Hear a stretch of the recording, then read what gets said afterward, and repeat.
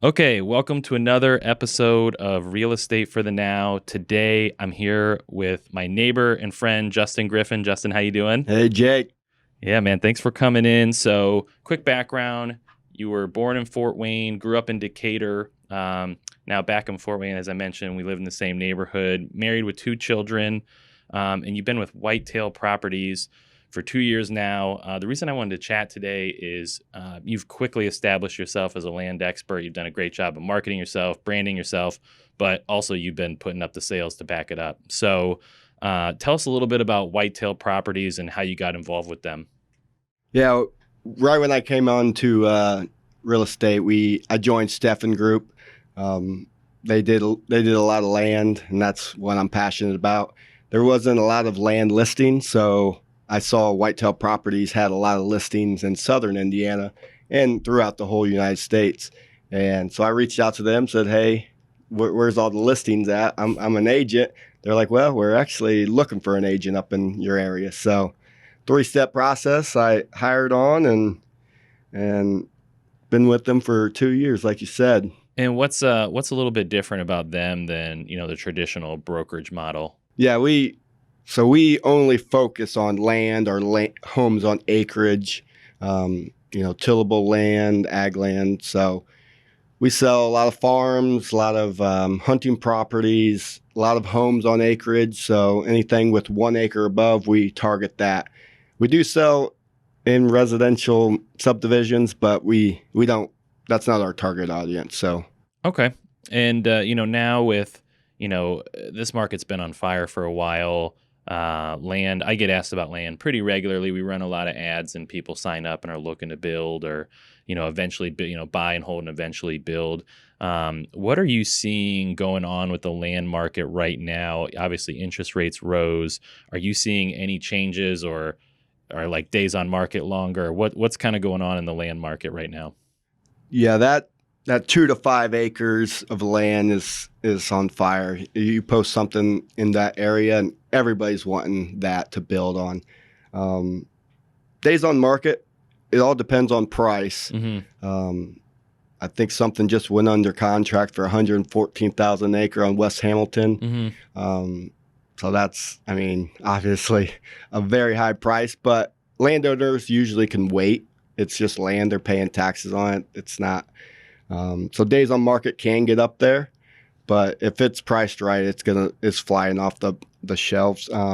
Interest rates usually not a big deal. People been waiting their whole lives for that hunting tract, so they're not going to pause for another 4 years to wait. And a lot of my buyers are cash buyers, so Okay. um, That was going to be another question I had. yeah. So tell me about, like, I'm assuming you see all kinds of buyers, but do you have a buyer kind of profile that you see more often than not, like looking to build, looking for hunting, cash, like any trends you see with your buyers? Yeah.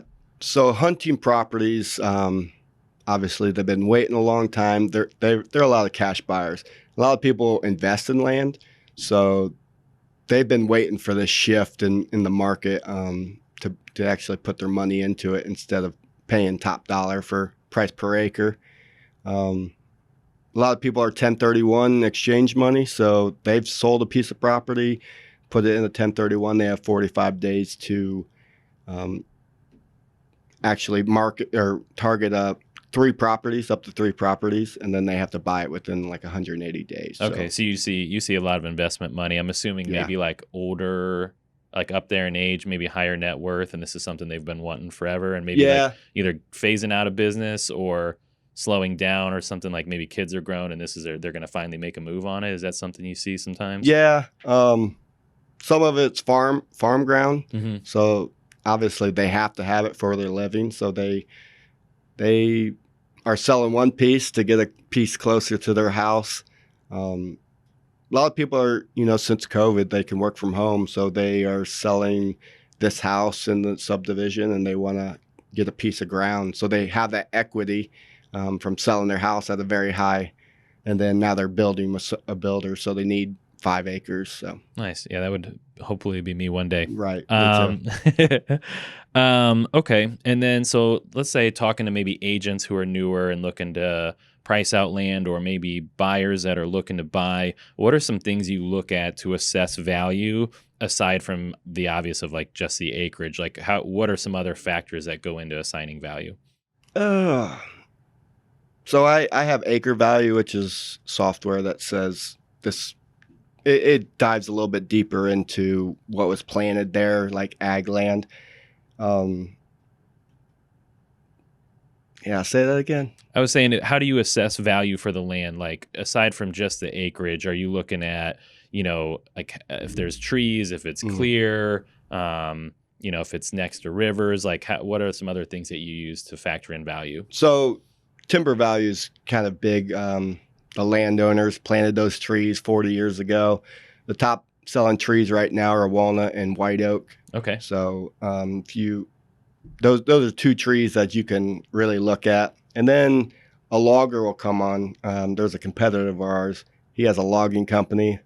They buy a piece of ground, log it off, and then they sell it again. So okay, so someone who doesn't want the trees to begin with, they want it clear, then they can do that, and then they simultaneously kind of double down. Yeah. So if there's somebody looking for a building lot and you go there and there's $40,000-$50,000 worth of trees on the property, you're already going to cut them down anyways. Don't chop them up into firewood because they could be a lot of money. Gotcha. How much? I mean, I know it varies on size and stuff like that, but what's a rough amount that if you have like, do you say white oak or walnut? Mm-hmm. Is that what you said? Like, what kind of money? If let's say you've got like an acre of those, is there like a rough value, or So I would get with a forester and he'll get a price, and he sometimes does sell them. I have two people that I refer, but somewhere about $1,000 to $2,000 a tree. Whoa. And I've seen, I know a logging friend that's paid $10,000 for a standing tree. So okay, so there's some serious money if you Yeah. can find the right track. That's awesome. Okay, and then what part of Northeast Indiana? So surrounding either Allen County, surrounding whatever. Where's the best bang for your buck? Like, where can you get the most acreage for the least amount of money? right now, Steuben County is the lower area.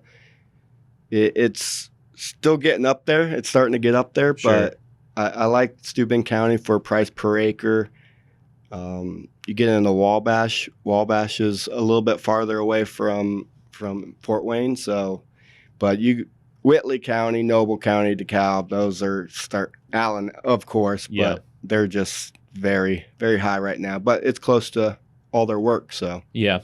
What's this is kind of speculative, so I know you'd Mhm. just be taking a guess, but what areas do you think have the best chance for appreciation where if you were going to buy, let's say 5 acres and build a house, that you think it has the most chance for going up in value? lower Noble County, Whitley County, Yeah. and obviously lower DeKalb. Just you're getting in that Leo school district. You're getting in Carroll, Homestead. You're in those school districts. It's the same market as residential. Sure. Everybody wants to be in a couple different school districts, and if you're building in that, I would love to buy 20 acres and then subdivide it 5-acre lots, and then I think that's your appreciation if you wanted to build right there. Okay. Yeah, I think I'd second you on Whitley. I feel like, kind of Columbia City surrounding area, South Whitley, kind of flew under the radar as maybe like a quieter town where you could get a lot of bang for your buck. And I think you still can compared to Allen, but it's definitely getting hotter. Yeah. I had a client, this was back when the market was a little hotter, like 2021, but they had been getting outbid on land like everywhere, and they were going crazy high over it. And there was, in that time, it was like late winter, early spring, so there just wasn't a lot yet. And so there was like, I don't know how many offers on 5 acres the first day, and luckily they ended up getting it. But it was nuts, and I think maybe even as recent as like 3-4 years ago, that just wasn't the case out there. Right. So that's definitely an area. So what are some predictions for the land market? Again, like no crystal ball, but based on what you're seeing, are you thinking it's going to see a pullback? Are you thinking like demand's going to still be there just because we have limited inventory? What are kind of you? Limited inventory. I still think people are building those country homes on 2 to 5 acres. A lot of them I'm seeing now are starting to sell in 10, 15, which is good. That's a lot of my buyers want those larger lots with woods in the back, the predetermined, white picket fence in the country is a pond, woods in the back, and a nice big ranch, Yeah. So I think the market's going to be there for a while. And when you're talking about 15, 20 acre lots with a nice home on it, they're probably in the upper 50s or retirement age. So interest rate, I don't think is scaring them too much. Sure. So I was thinking it's going to hold strong for this year. Yeah. Awesome, man. Well, I appreciate all this. If there's nothing else you want to add, how can people connect with you? I know you're super active on social media. So if someone is going to reach out or connect to you, how would you prefer they do that? Yeah. I think this last year, a lot of agents have reached out to me, and I'm giving more advice on, hey, this seller has this piece of land, but he only wants to sell 3 acres. How do I even do that? So, yeah, if you just want to email justin.griffin@whitetailproperties.com, you can send me an email. I'll help you out. I just helped somebody out this last week. They had a little 4 acre lot, and they weren't sure about zoning and this and road frontage and septic tanks. I think just reach out to me and I can help you out. It's no big deal. Awesome, man. Sounds Yeah. good. Well, thanks for coming in. All right. Thanks, Jake. See ya.